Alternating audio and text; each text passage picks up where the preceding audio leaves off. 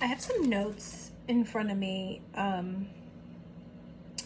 just finished the 12-week program with a client, and some really, really good stuff came up in this session. And I wanted to talk about some of it with you,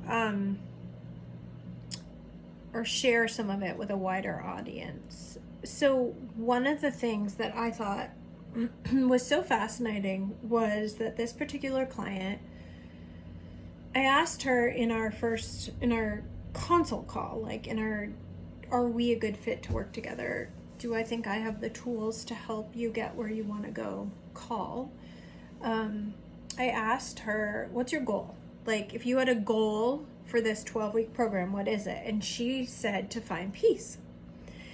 And today she reflected at the end of our 12 weeks, when I started 12 weeks ago, on a scale of 1 to 10, my level of peace was a 1, and now it's a 7.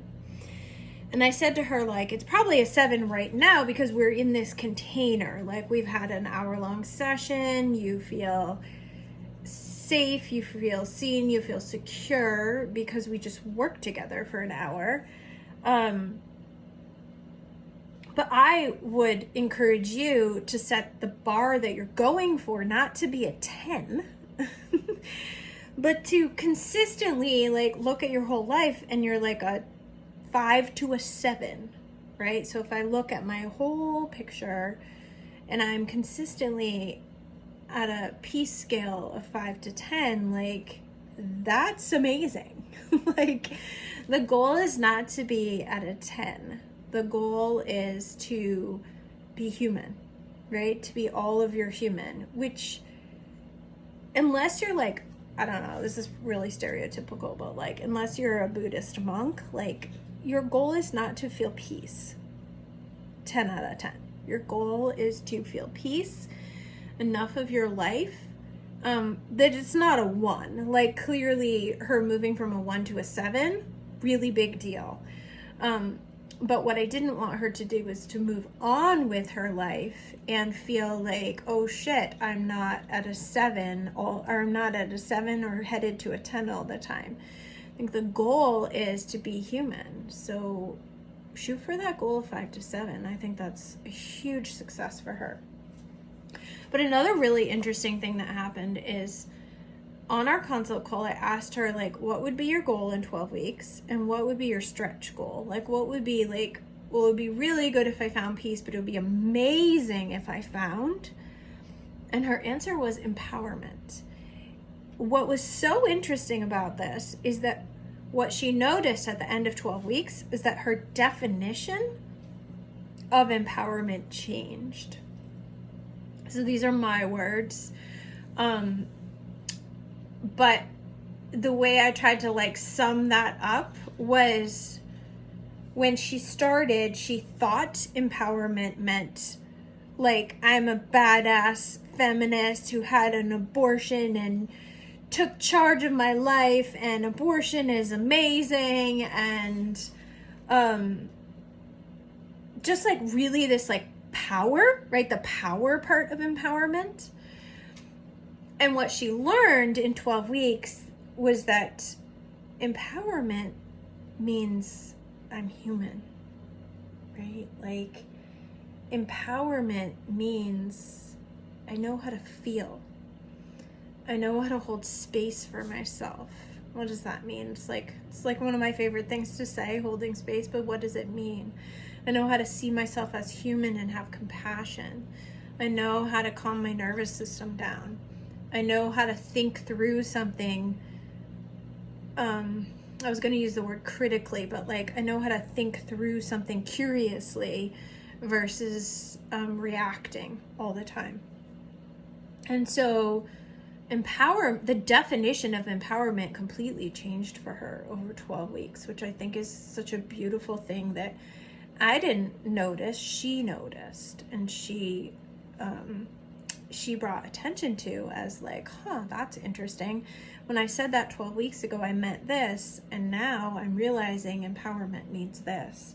And so I also asked her, how empowered do you think you felt at the beginning of 12 weeks, and she said like the opposite. So, you know, I was like, okay, like a 1? She was like, yeah. And how empowered do you feel now? And she said like a 5 or a 6. And I think that's amazing. Like at the end of 12 weeks to be at a 5 or a 6, empowerment is a journey. Like it's not a thing we get to at the end of 12 weeks and we're done with and we're like, I am a 10 fully empowered human being. Like it's a thing that takes practice and compassion and being human. And she closed the call. I'm not so good at this. She closed the call offering me some really beautiful words, and it's a little hard for me to receive them. I want to say things like, well, I didn't do that, you did that. Like, you could have figured this out on your own, but the truth is, like, we did it together, right? Like, we showed up in the container together, and we changed her life. It's like, it's crazy. That's crazy shit that we can do that. Especially after something like an abortion that feels like such a huge rock in the plans. Like, and I mean rock, not like rock. And she said, I'm so beyond, what you offered me was so beyond nurturing and nourishing for me. It's your gift to the world. Like, this is amazing. What you do is amazing. And again, like, I'm struggling to repeat those words. Because I've been socialized to think like what I do is not that amazing. I'm just a human. It's no big deal. I just showed up and was myself. And that is the amazing part, right? It's like, I've done the work on me so that I can do the work with you. I feel really proud that I introduced this person to the concepts and tools of life coaching, and that she has now referred her friends to life coaching. She has integrated the tools into her life. She has a desire to continue working together in the future. She is, to me, such an inspiration for what's possible in this work. And I'm so, so grateful. And I will be remembering and honoring her forever as I continue forward in this work. So there actually were so many more things that came up in her call that I want to share, but I think I want to just leave it at that for this particular video for now, and just notice that, like, a lot of people have these goals after, when they consider working with someone after an abortion. The goal is like to find peace, to find freedom, to find acceptance, to find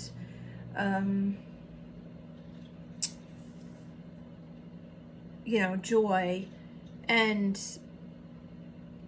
what we really know about being human is that what we think we want doesn't always look the way that we thought it would when we get there. And so I just thought that was so beautiful that she's found peace in this way, and it doesn't mean she's 100% peaceful.